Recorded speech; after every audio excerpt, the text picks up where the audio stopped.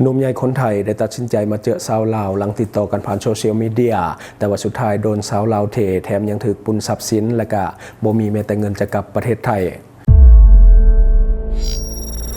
Time to share สัมผัสการเดินทางแบบใหม่ไปกับmigula.com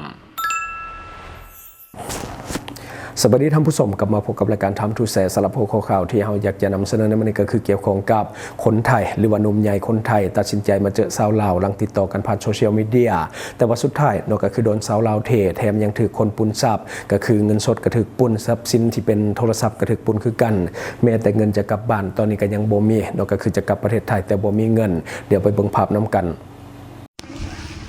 มาขอความช่วยเหลือเนาะเพิ่นถือผู้หญิงลาวต้มเด้อเพิ่นเป็นคนไทยอยู่จังหวัดใดก็กำแพงเพชรอยู่กับจังหวัดกำแพงเพชรเพิ่นก็เลยมาขอความช่วยเหลือนำเฮานี่เนาะเฮาก็บ่จักสิเฮ็ดเพราะว่าเฮาบ่มีเบอร์ไทยเนาะโทรศัพท์เพิ่นก็บ่มีโทรศัพท์มาข้ามมาทางฝั่งลาวทางหนองคายเนาะแม่นบ่เจ้าข้ามมาทางหนองคายบ่ใช่น้องกาย ข้ามมาทางหนองคายแล้วมาฮอดนภาบายมาอยู่นำอาณาพักอยู่มาฮอดคิวรถบ่แล้วนั่งอยู่คิวรถนั้นนั่งอยู่กับคิวรถแล้วบ่ฮู้จักกับเขาแล้วเผลอหลับแล้วเขาเอาเงินลักเอาเงินหมดเงินมีประมาณเท่าไหร่ประมาณ18,000ประมาณ18,000แล้วเดี๋ยวนี้มีเงินอยู่ติดตัวบ่มีตังค์มีติดตัวไหมบ่มีติดตัวเลยบ่มีติดตัวแล้วได้มาบัดนี้นี่ผู้หญิงผู้สาวมันคนเมืองรองแม่นคนเมืองรองคนเมืองร้องแต่เขาตัวบ้านตัวเมืองเขาบ่อยู่เมืองร้องดอกเขาหลอกเจ้าแล้วให้เจ้าฝากตังค์มาให้ฮะน่ะแล้วจากมาตามหาผู้สาวบ่เคยเห็นหน้ากันเทื่อติดกันทาง Facebook แล้วก็เลยมาละบ้านกันบ่ฮู้จักเบอร์เขาก็บอกเดี๋ยวนี้โทรศัพท์ก็บ่มีเงิน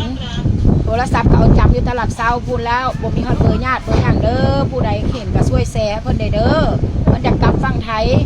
เฮาก็สิช่วยได้ซ้ำที่ว่าสิอันสิกลับทางหนองคายนี่กลับบ่ได้ละเฮาสิเอาไปหาอยู่ที่รถหลวงน้ำทาแล้วสิจ้างรถจากหลวงน้ำทาให้เพิ่นไปข้ามขัวอยู่ทางอันบ่อแก้วเด้อประตูเด้อทางบ่อแก้วแล้วก็ให้เจ้าข้ามไปทางฝั่งไทยแล้วไปขอความช่วยเหลือเด้อนำเจ้าหน้าที่ฝั่งไทยเด้อครับผมเจ้าสิมาเล่ร่อนจังสิบ่ได้เจ้ามาสิเจ้ากับคนอายุสำนี้แล้วเจ้าสิมาพัดบ้านพัดเมืองเจ้าบ่ต้องเสื้อผู้หญิงผู้ใดอยู่ใส่คือกันทาง Facebook โดนลอกเมิดทุกคนเด้อบ่ต้องเสื้อบ่ต้องมาตามหาฮักอยู่ทางฝั่งลาวก็ได้ตามหาฮักอยู่ฝั่งไทยก็ได้แล้วถ้าเขาเป็นคนดีนะเด้อตู้เด้อครับผมเจ้าบ่ต้องมาเจ้าถือผู้หญิงลอกอะไรเดี๋ยวนี้หาพาสปอร์ตเราก็มีอีหยังมีครบหมดเด้อพี่น้องเด้อมีครบหมดเอกสารอีหยังเรามีครบหมดเราเดินทางมาฝั่งจากฝั่งไทยมาวันที่4เนาะที่4เจ้าข้ามมานะตู้พาสปอร์ตเจ้าจำหั่นน่ะมีแต่ว่าเฮาสิช่วยได้ซ้ำที่ช่วยได้สิจ้างรถจากคิวรถหลวงน้ำทาให้ไปข้ามทางโบกแก้วเนาะแล้วก็สิเอาเงินให้ติดตัวเล็กน้อยข้าม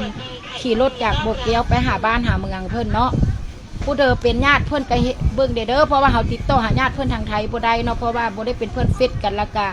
ติดต่อเฟซบ่ได้เนาะทาง Messenger โทรไปบ่ได้เพราะว่าเบอร์โทรหั่นนะ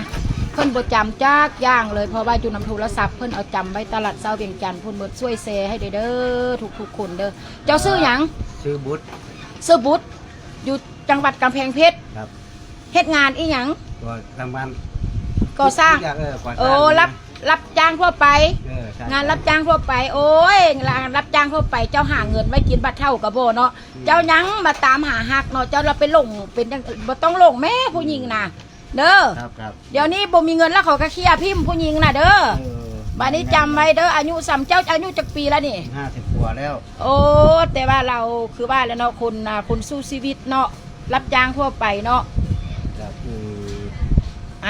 มาตามหาแล้วก็สุดท้ายผู้หญิงลาวต้มเอาเงินเมิดสิทธิ์ละพี่น้องเงินสิกลับฝั่งไทยก็บ่มีอะไรเดี๋ยวนี้นอนอยู่ขี่รถหลงน้ำทา2 คืนแล้วเด้อและที่ผ่านไปก็คือภาพที่กำลังเป็นกระแสในโซเชียลของเราซึ่งหลายคนให้ความสนใจและก็เข้าไปแสดงความคิดความเห็นต่างๆนานาโดยสังว่าเป็นหนุ่มใหญ่ใจเกินร้อยจากจังหวัดกำแพงเพชรของประเทศไทยซึ่งได้รู้จักกับสาวลาวคนหนึ่งที่ว่าอยู่เมืองลงแขวงลงน้ำทาอยู่ทางภาคเหนือของสปป.ลาวซึ่งรู้จักและก็ติดต่อกันหรือว่าสื่อสารกันผ่านโซเชียลมีเดียมาช่วงหนึ่งตามข้อมูลให้รู้ว่าเคยส่งเงินให้สาวลาวคนดังกล่าวพอลงไปช่วงหนึ่งก็คืออยากจะมาเจอกันแบบโตเป็นๆกันเลยว่าหอบเงินเก็บแ แล้วก็ออกเดินทางผ่านด่านน้องคายและก็มุ่งหน้าขึ้นสู่ภาคเหนือของลาวก็คือแขวงหลวงน้ำท่าเพื่อไปหาสาวคนดังกล่าวแต่ว่าไปเพิ่นรับที่คิวรถเมล์หลังจากนั้นก็มีคนบดีได้มาลักทรัพย์ก็คือ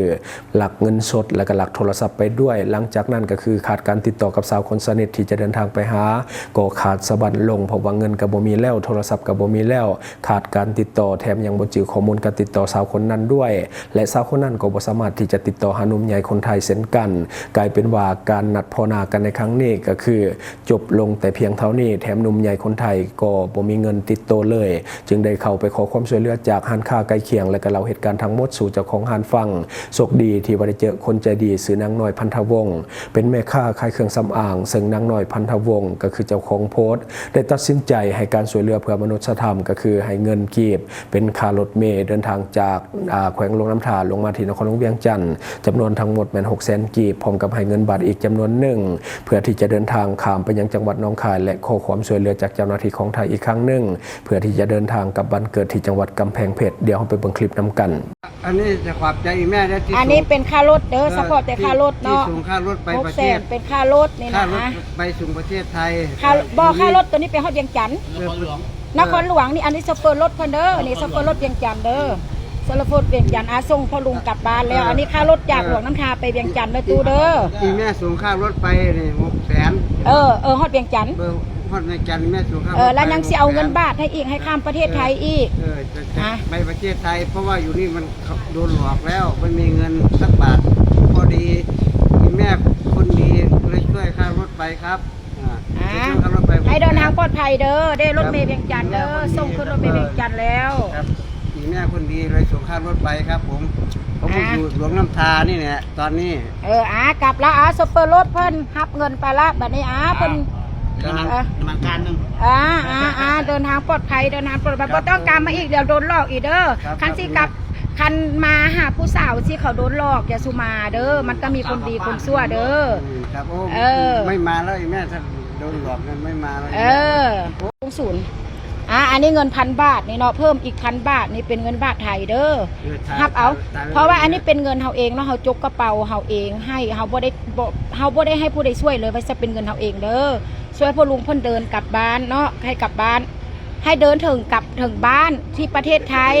ไปทำงานได้เงินหลายๆเด้อแล้วบ่ต้องมาอีกบ่ต้องมาเสื้อคนผู้หญิงที่ว่ามันก็มีคนดีแล้วก็คนบ่ดีคนลาวก็ได้นะผู้มาจับแทนมันคนอีแม่อายุเท่านี้แล้วมันซอกอยู่ประเทศไทยก็ได้บ่ต้องมาประเทศลาวก็ได้เด้อคนดีน่ะเด้อถ้าเฮาเป็นคนดีเฮาหาเมียอยู่ประเทศไทยก็ได้แล้วผู้หญิงคุมื้อนี้เขาต้องการคนดีเด้อเจ้าถูกหลอกแล้วเพราะว่า AI ละหลอกเจ้าเงิน1,000 บาทนี่ขอให้เจ้าเดินทางเด้อตู้เด้อให้เจ้าเดินทางปลอดภัยเด้อกลับบ้านกลับเมืองกลับศาลเด้อครับนี่นะครับผมแม่เอาให้นะครับผมค่ารถต่างหากเนาะค่ารถท่านจ่ายไปแล้วค่ารถเวียงจันทน์เด้อเวียงจันทน์ไปเวียงจันทน์ละเพราะว่าสิไปหาสถานทูตเวียงจันทน์ให้เพิ่นส่งกลับประเทศให้เจ้ากับค่อยบ่แม่นพี่แม่น้องกันแต่ว่าค่อยอยากช่วยเจ้าให้เจ้าผมเจอแม่น่ะค่อยสงสารเพราะว่าบ่ให้เจ้าเฮ็ดผิดอีกบัดนี้แล้วก็บ่ให้เจ้าเสื้อคนอีกเด้อตูเด้อได้คุยกับมันมีแต่คนหลอกได้ร่วมกับซัฟเฟอร์รถเนาะซัฟเฟอร์รถมันก็กินเฟอร์อยู่นี่แล้วเนาะซัฟเฟอร์รถเวียงจันทน์แล้วก็อันนี้พ่อลุงเนาะพ่อลุงนี่เพิ่นสิกลับประเทศไทยแล้วเด้อไปเวียงจันทน์ไปหากงสุลที่เวียงจันทน์แล้วก็สิกลับประเทศไทยแล้วเด้ออีแม่ช่วยเงินอยู่ไหมครับอีแม่ช่วยเงินอีแม่ช่วยเงินอันนี้ค่ารถท่านเป็นเงินกีบช่วยไปแล้ว600,000ค่ารถข้าเจ้า600,000ข้าเจ้าโคตรช่วยเขาเอา500,000ค่ารถเวียงจันทน์600,000แต่เพิ่นก็ลดให้โชเฟอร์รถเพิ่นก็ใจดีแล้วเพิ่นเอานำ500,000ละอันนี้นี่ละแม่นค่าให้เจ้าละให้เจ้าไปเอาไปเดินทางไปประเทศไทยเด้อตูเด้อผมจะมาตอบเป็นคุณเนี่ยผมไม่ลืมคุณโอ้ยบ่เป็นหยังให้ค่อยอยู่ดีมีแฮงก็ได้แล้วบ่เป็นหยังเด้อตูเด้อเดินทางปลอดภัยแม่ดีครับไม่มีใครช่วยเหลือผมนี่เลยแม่ค่อยบอกแกแล้วว่าเจ้าบ่ต้องไปเสื้อคนง่ายๆเด้อบัดนับแต่นี้ต่อไปเด้อบ่มาก็ได้ถ้าอยากขอบคุณหนะส่งมาทางอันเฟซก็ได้แล้วเฮาก็บ่เป็นหยังเฮาก็พอใจช่วยเจ้าเด้อตูเด้อผมอยากมาเฮา แม่ บ่เป็นหยังบ่มาบ่ต้องมาตอบปุญแทนคุณฮอดพี่ก็ได้ถ้าว่าเจ้าตั้งตัวได้มื้อใดนะเจ้าพอเพียงว่าส่งมาทาง Facebook ว่าขอบใจเด้อฮอดบ้านฮอดเฮือนฮอดศาลแล้วค่อยก็ดีใจแล้วค่อยเป็นคนส่งเจ้าน่ะเด้อ มีรหัสไหม บ่ ถ้าสมมติโทรมามันจะติดบ่ มันทักมีถามอยู่ประเทศไทยเขาฮู้ว่าสิโทรมาลาวได้โทรจังได๋เขาฮู้อยู่แล้วเด้อตูเด้อเดินทางปลอดภัยปะเนี่ยรักษาดีๆเด้อเงินเด้อรักษาดีๆเด้อ ใส่กระเป๋านี่เลยล่ะ บ่กระเป๋านี้บ่ได้จะต้องรักษาดีที่สุด ผมเก็บไว้นี่ จังน้อยเจ้าบ่มีเงินกลับประเทศไทยเด้อไปฮอดเวียงจันทน์แล้วโทรหาศูนย์กงศูนย์ไทยเด้อไทยลาวเขาเจ้าลาวไทยอยู่เวียงจันทน์เด้อ ที่เบอร์โทรแม่ให้ แม่นจุดให้ละเอียดเรียบร้อยแล้วเนาะครับผม และที่ผ่านไปก็เป็นคลิปในการช่วยเหลือก็คือมอบเงินให้กับผู้ที่ว่าประสบเคราะห์เนาะก็คือมาหาชาวลาวบริจาคชาวลาวแถมยังถึกปุนทรัพย์ก็คือทรัพย์สินที่เป็นเงินสดและก็โทรศัพท์ในก็ถึกหายไปหมดข้อมูลการติดต่อก็คือบ่มีแล้วเนาะก็คือไปกับโทรศัพท์ก็คือบ่จิวบ่สามารถที่จะติดต่อกับชาวคนดังกล่าวได้แทนที่จะไปฮอดแหละเพราะว่ายังบ่ไกลเนาะเดินทางจากนครหลวงเวียงจันทน์ไปนี่ถือว่า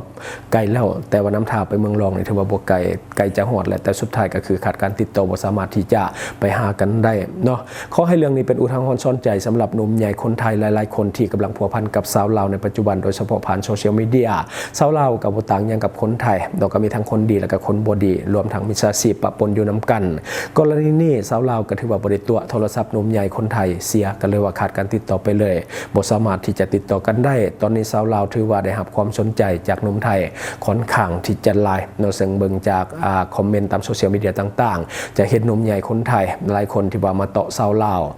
วเป็นคนน่าหักใส่ซื่อบริสุทธิ์โดยเฉพาะสาวดอยส่วนใหญ่ก็คืองามตามธรรมชาติบ่ค่อยได้แต่งเติมคือกับคนในเมืองหน้าตาก็จะเดิมๆผิวพรรณเดิมๆขาวโดยกรรมพันธุ์ส่วนใหญ่ก็คือเป็นคนค่อนข้างที่จะขยันด้วยโดยสำหรับสาวดอยและยูทูบเบอร์หรือว่าคอนเทนต์ครีเอเตอร์สาวลาวโดยส่วนใหญ่ก็จะมีหนุ่มฟังไทยจะเป็นการซัพพอร์ตด้วยเงินคำหรือว่าสิ่งของอย่างต่างๆจะฝากมาเรื่อยๆจากนั้นก็ตามจะช่วยเหลือให้ก็ตามให้พิจารณาดีๆเพื่อป้องกันเรื่องของมิจฉาชีพอาจจะมาในคราบเรื่องของสาวดอยอาจจะปนด้วยมิจฉาชีพก็มีคือกันอาจจะบ่ได้ใช้สื่อเสมอไปเนาะท่านใดที่กำลังมีแผนจะเดินทางเข้ามาท่องเที่ยวสปปลาวในปัจจุบันตอนนี้กำลังดีแต่อย่าลืมศึกษาข้อมูลก่อนที่จะเข้ามาเพื่อป้องกันเรื่องของมิจฉาชีพที่จะเอาเปรียบท่านหากท่านบ่มีการวางแผนที่ดีซะก่อนท่านสามารถเข้าไปหาข้อมูลทุกอย่างได้ที่เว็บไซต์ migula.com ซึ่งว่าเป็นเว็บสนองข้อมูลการท่องเที่ยวฟรีข้อมูลที่ท่านจะได้ก็จะมีข้อมูลสถานที่ท่องเที่ยวใหม่ๆในลาวข้อมูลร้านอาหารต่างๆข้อมูลสถานที่บ้านพักโรงแรมข้อมูลการเช่ารถหรือว่ารถพาเที่ยวข้อมูลพนักงานนำเที่ยวหรือว่าบริษัทท่องเที่ยวสำหรับการลงทะเบียนจะมี3รูปแบบก็คือลงทะเบียนโดยเบอร์โทรศัพท์ของท่านซึ่งลงได้ทุกประเทศทั่วโลกลงทะเบียนด้วยอีเมลและก็ลงทะเบียนโดย Facebook ของท่านสมัครง่ายๆขั้นตอนบ่ยุ่งยากมีความปลอดภัยสูงแถมบริการฟรี 100% ที่ migula.com ท่านที่ยังสมัครบ่เป็นกดลิงก์เข้าไปเบิ่งอยู่ในคอมเมนต์ของเฮาได้เลย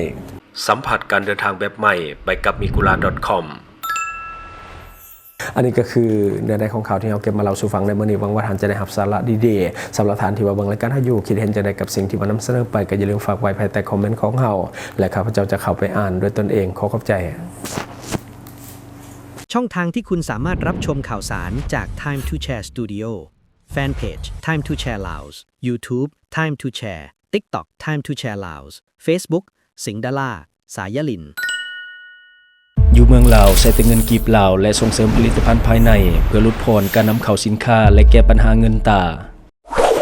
Subscribe for more video.